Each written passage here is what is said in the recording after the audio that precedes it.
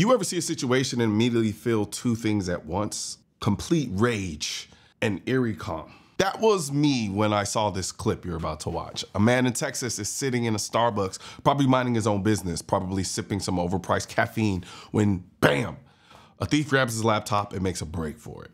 What happens next? Well, the dude runs outside and pulls a gun, and not just to hold it, he starts shooting in the parking lot, in broad daylight. Now, some people saw this and called him a hero. Others said he was reckless, but I watched this video and thought, this right here, this is what happens when the law, morality, and reality don't line up.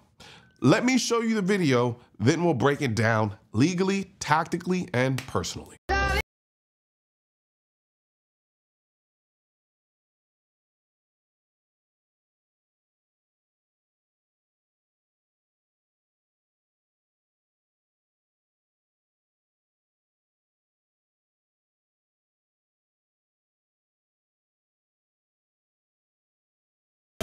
All right, so here we go. Now watch close because this is captured on a dash cam. So immediately you see Busta Rhymes' cousin darting out of the Starbucks, laptop in hand. And not a second later, here comes our guy, laptop owner. He storms out the door and he's already armed. He racks the slide on the gun and then starts firing in broad daylight in a parking lot. This is where most videos end. But this one, this is where the real conversation starts. Let me be straight with you. I hate thieves. I hate what they represent. I hate what they do to people. I hate that they operate knowing the law usually protects them more than the people they victimize. And what pisses me off even more is that they count on the fact that most Americans can't legally do a damn thing about it. Let's keep it real. The reason theft is rampant isn't just because of poverty and opportunity. It's because there's no real consequences. We've created a culture where the criminal is the risk taker and the law-abiding citizen is expected to just take the L, file a report, and then hope insurance comes through. And the worst part, they know it. See, this isn't 2004. Your laptop isn't just a piece of hardware anymore. It's your bank account, your business, personal photos, your passwords, your family's info, your whole digital existence. If someone takes your laptop today, they're not just stealing your stuff, they're stealing the access point to destroy your entire life. So I get it, I do. He chased him, he fired. But now he's probably under investigation, and depending on the county, the DA, and how that parking lot camera angle looks on CNN, he might get charged. Now let's talk facts. This happened in Texas, the land where people think you can shoot someone for sneezing near your pickup. But here's the reality. Texas law ain't that simple. Under Penal Code 9.42, you can use deadly force to protect property, but there are conditions, serious ones. You need nighttime theft or criminal mischief, immediate pursuit after the crime, a reasonable belief that using non-lethal force won't stop the crime, or that you can get your stuff back without putting yourself in serious danger. This happened in broad daylight. There was no weapon brandished by the thief, no physical attack, just a sprint and a snatch. And yet, shots were fired. So while this feels like a justified reaction, legally, this guy is likely probably in trouble.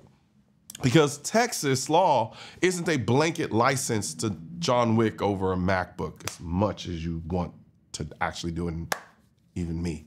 Now, morally, man, I really feel for this guy. I've had close friends lose laptops and phones and spend months unraveling the damage, identity theft, hacked accounts, business deals lost. So I get the urge to chase. I get the rage. I even get the instinct to draw down and demand your stuff back. But once that gun leaves the holster, you better be able to articulate why you drew it, why you used it, why you had no other choice. Because if you can't, they'll look at you as the aggressor. And now instead of being a victim, you're the defendant. Let's say you're carrying legally. You run out after the guy, you draw your gun and you yell, "Stop!" From that moment on, you're on thin legal ice. Let's say the thief turns and pulls a weapon. Now you've got a threat. Now it's not about property, it's about survival. You shoot, you might be justified under 9.32. Deadly force in defense of person. But here's the trap.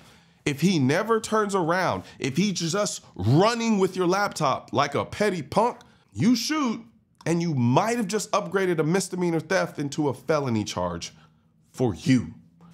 Even worse, you chase him down with your gun already drawn, pointing it. Now you're the aggressor in the eye of the law. And yes, there are cases where that thief could shoot you and he might be legally justified.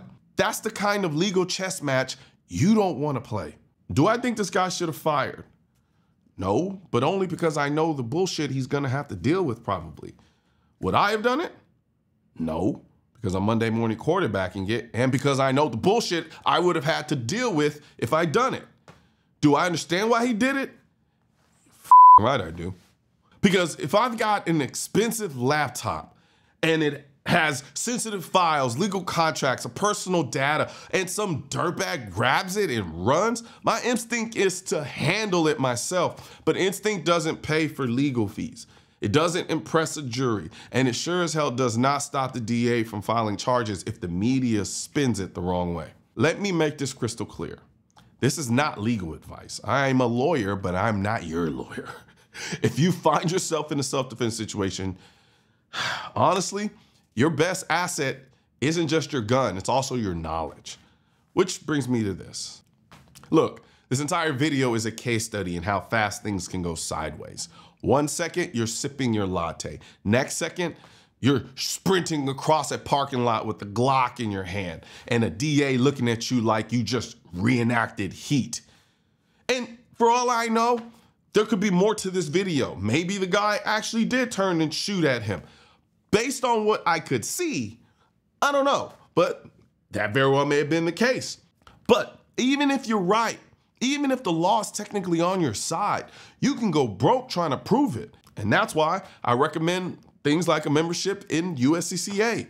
They don't just talk a good game, they back it up with legal protection, with criminal defense attorneys, with civil lawsuit support, with bail coverage. So if you ever have to defend yourself, whether it's your life, your family, or yes, even your laptop, you're not doing it alone, because surviving the encounter is only half the battle. Surviving the aftermath, that's where USCCA steps in.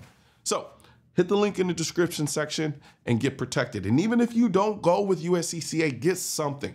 Just don't run around out here protected in your person, but not protected legally, because I'm telling you, everybody ain't gonna be on your side if something happens. So if you wanna learn more about a USCCA membership, hit the link in the description section of this video. I just wanna point out, I have one source for this video. Usually when I do videos like this, I kind of look for multiple sources to make sure that it's true. I only found this one World Star video, and that's where I got the vast majority of this information. Now, if it turns out that this was staged or misrepresented in somehow, I don't know. I'm not trying to mislead. Just understand that I have limited sources on this video. That said, I still did the video because I think the information in the video is important, because a lot of people ask me quite often about defense of property using lethal force. One thing's for certain and two things are for sure. Politicians and tech giants don't want gun content to be recommended to you. And we're all fighting this culture war together. Now, you can help do your part by liking, commenting, subscribing to the channel, but most importantly, sharing this video with at least one person. Together we can stop the suppression of our 2A rights. And don't forget to click the link in the description section of this video for the products that I mentioned in this video.